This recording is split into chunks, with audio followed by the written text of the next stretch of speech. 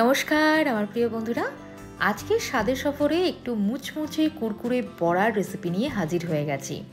বাড়িতে যদি বাচ্চারা বা বয়স্করা কাঁকরোল খেতে না চায় বা অনেকেই থাকে না যারা কাঁকরোল অতটা খেতে চায় না, কিন্তু এইভাবে যদি আপনারা কাঁকরোলের বড়া করেন আর কিভাবে করলে স্বাদটা অসাধারণ হবে সেই রেসিপি আজকে আমি আপনাদের সাথে শেয়ার করব। আর গ্যারান্টি দিয়ে বলছি আপনারা এই দিয়েই পুরো ভাত খেয়ে নেবেন। যদি বিশ্বাস না হয় তাহলে রেসিপিটা দেখার পর অবশ্যই বাড়িতে কিন্তু একবার এই বড়াটা তৈরি করবেন। তাহলে চলুন প্রথমে কি করছি, প্রথমে কাঁকরোলটাকে দুভাগ করে কেটে নিয়ে প্রেসার কুকারে একটা সিটি দিয়ে নেব।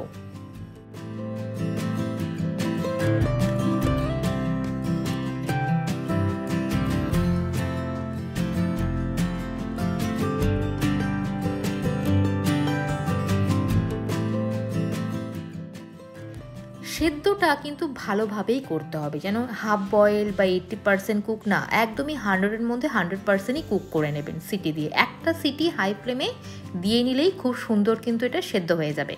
তারপর আমি কি করছি, চামচ দিয়ে খুব সাবধানে, যেহেতু এটা খুব ভালোভাবেই সেদ্ধ করা, সমস্ত দানাগুলোকে কিন্তু আমি বার করে ফেললাম।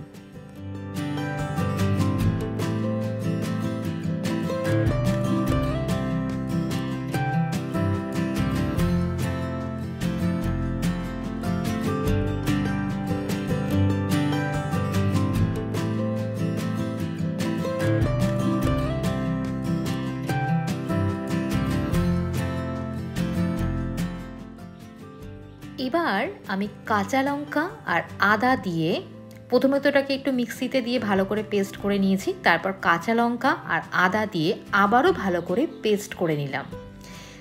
যারা আপনারা এটা নিরামিষ করে খাবে তারা এইভাবে খাবেন, আর যারা আমিষ তারা কিন্তু এখানে পেঁয়াজ এবং রসুন দুটোই অ্যাড করতে পারেন। তেলের মধ্যে দিয়ে দিলাম একটু কালো জিরে ফোড়ন, তারপর এই আগে থেকে পেস্ট করে রাখা মিক্সারটা দিয়ে দিলাম পরিমাণ মতো নুন, পরিমাণ মতো সামান্য চিনি, সামান্য হলুদ দিয়ে খুব ভালো করে কিন্তু এটাকে একদম কষিয়ে নিতে হবে। কতটা কষাতে হবে সেটা আমি বলে দিচ্ছি। দেখতেই পাচ্ছেন আমি কিন্তু কন্টিনিউয়াসলি এটাকে নাড়িয়ে যাচ্ছি, এবং নাড়াতে নাড়াতে দেখতে যখন ঠিক এই রকম হবে তার মানে কিন্তু আমাদের পুরটা একদমই রেডি হয়ে গেছে। এরপর তৈরি করতে হবে ব্যাটারটার মধ্যে কী নিতে হবে, সম পরিমাণ ময়দা এবং সম পরিমাণ বেসন। এইটা কিন্তু সম পরিমাণই নিতে হবে, বেসন কম বা ময়দা কম এরকম হলে হবে না, দুটোই সমান পরিমাণে নেবেন।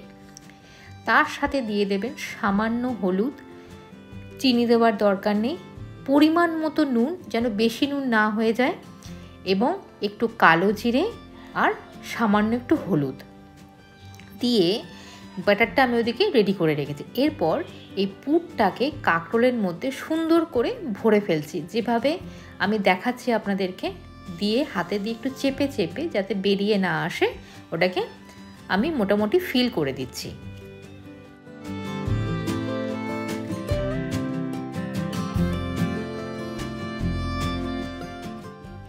ব্যাস রেডি হয়ে গেছে। এরপর ব্যাটারের মধ্যে ডুবিয়ে ডুবিয়ে জাস্ট এটাকে একটু ভাজতে হবে। তাহলে ব্যাটারটা কি বললাম, সম পরিমাণ ময়দা এবং বেসন, সাথে সামান্য কালো জিরে, সামান্য নুন, মানে নুনটা স্বাদ মতো আর কি, আর সামান্য হলুদ, বেশি হলুদ কিন্তু নয়, দিয়ে এবার আপনারা চাইলে এটাকে ডিপ ফ্রাই করতে পারেন, তবে আমার মনে হয় ডিপ ফ্রাই করার কোনো প্রয়োজন নেই, এটাই খুব ভালো লাগে খেতে। তো আমি এইভাবেই ভাজছি, এইভাবে উল্টে পাল্টে একটু সময় নিয়ে গ্যাসের ফ্লেমটাকে বাড়িয়ে কমিয়ে এইভাবে ভেজে নিলে কিন্তু দারুণ খেতে লাগে। আর এই পুরো ভাজাটাই কিন্তু আমি সর্ষের তেলে করেছি, আপনারা চাইলে সাদা তেল করতে পারেন, তবে সর্ষের তেলের স্বাদ কিন্তু আমার দারুণ লাগে। দেখতেই পাচ্ছেন আমি এটাকে শ্যালো ফ্রাই করেছি। এইভাবে নাড়িয়ে চাড়িয়ে বড়াটা দিয়ে ভাত খেতে যে কি অসাধারণ লেগেছে, এটা আপনারা কিন্তু একবার না করে খেলে বুঝতে পারবেন না।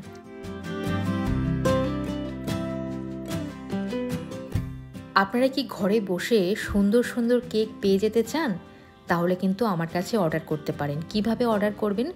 স্বাদের সফর নামে কিন্তু আমি ফেসবুক এবং ইনস্টাগ্রামে রয়েছি, যে নামে আমার ইউটিউবটা রয়েছে। এই নামেই কিন্তু আপনারা ফেসবুক বা ইনস্টাগ্রামে সার্চ করলে আমাকে পেয়ে যাবেন। আর সেখানে গিয়ে কিন্তু আপনারা সুন্দর সুন্দর কেকের ছবি দেখে আপনাদের পছন্দ মতো কেক আমাকে অর্ডার করতে পারবেন ডাইরেক্ট ডিএম করে। আর বাড়িতে বসেই কিন্তু আপনারা হোম ডেলিভারি পেয়ে যাবেন, একদম freshly baked, no preservatives, no harmful chemicals. এরকম ফ্রেশ কেক যদি আপনারা খেতে চান তাহলে অবশ্যই ফেসবুক এবং ইনস্টাগ্রামে গিয়ে আমাকে মেসেজ করবেন, আর ঘরে বসেই সুন্দর কেক পেয়ে যাবেন কলকাতার যে কোনো জায়গা থেকে।